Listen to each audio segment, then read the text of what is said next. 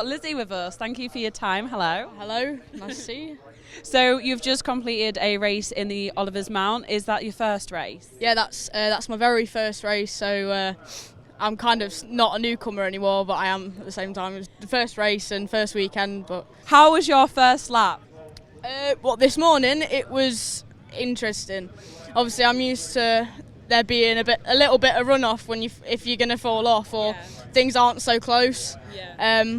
But no, it was definitely an eye-opener, and we had to make a few changes to my bike just there in the back with the steering, because I'm used to having to steer so wide, and there's a few hairpins here that it's like you're on the lock and you can't turn anymore, so you're sort of like tootling around this corner.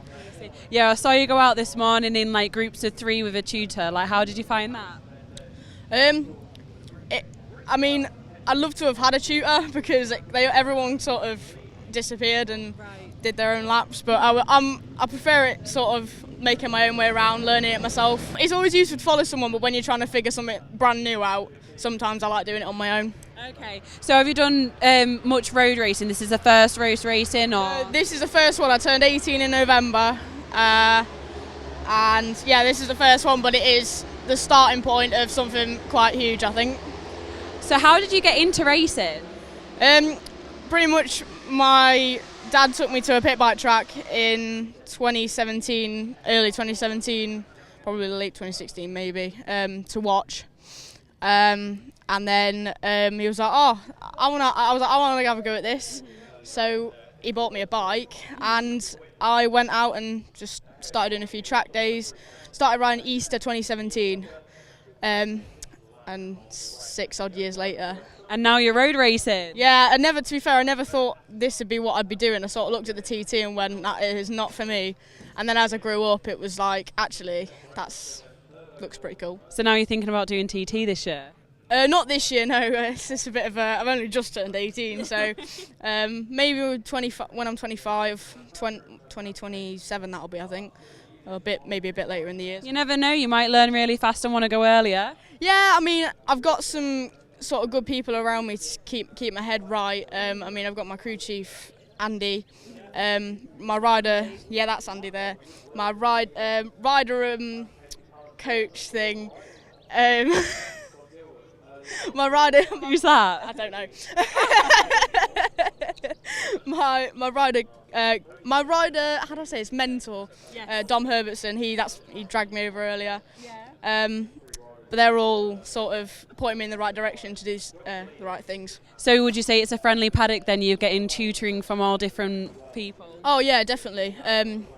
It's way more friendly than sort of BSB. And I'm not saying BSB's not friendly, no. But compared to BSB, it's like a little family paddock, really. At the start, I had intentions, it was solely BSB.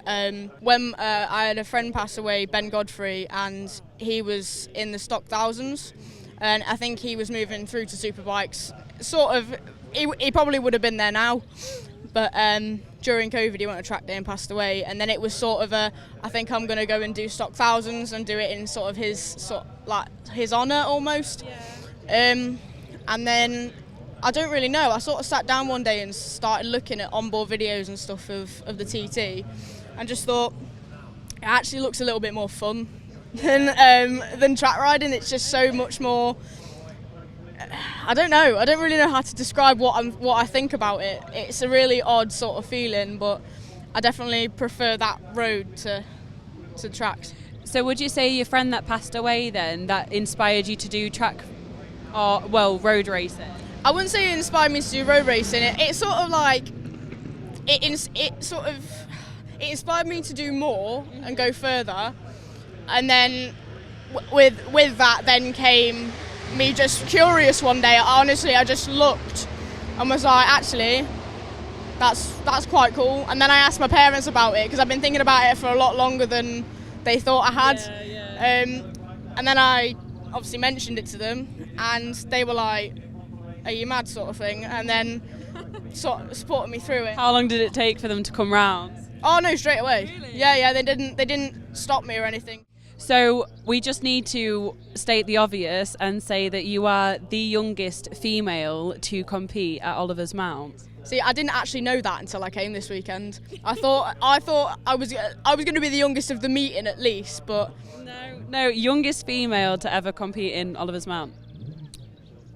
The thing is, that's not a title that could be broken really easy unless it's like by 18 and 1 day. Yeah. So yeah, exactly that. And I will be honest, there's a lot. I don't really know any other girls that are my age, like my generation, my grid, that want to do any sort of road racing. So it's like, not that I know of anyway. No, there isn't many girls in motorsport, and there is a massive push now. Look, there's 2 females on camera now. What would you say to girls that are wanting to get into motorsport in the same position you were in?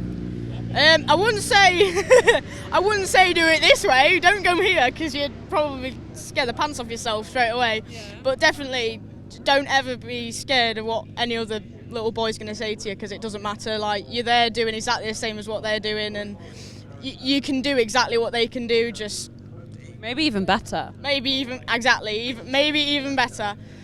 Depends. Right, well, thank you very much for your time, and we will definitely be speaking again throughout the season. Yeah, no worries, thank you for talking to me.